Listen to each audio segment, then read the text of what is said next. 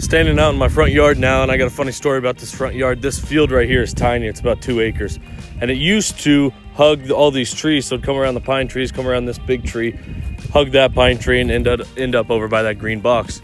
And the reason it doesn't anymore is because I was working fall tillage probably 2-3 years ago, and I was coming around all these trees, and I was paying attention, making sure I wasn't going to hit them and all that stuff.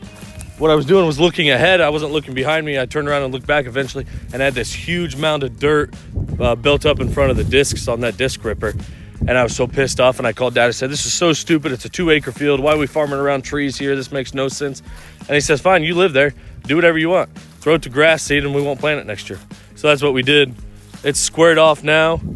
And the nice thing about this is the way we did it, it's perfectly parallel to the other side of the field. So it is a perfect rectangle, and it's a perfect 180 feet wide. So 60-foot planter, that's 3 passes. The sprayer's a pass and a half at 120 feet. Works out really nice. That's my story about my front yard.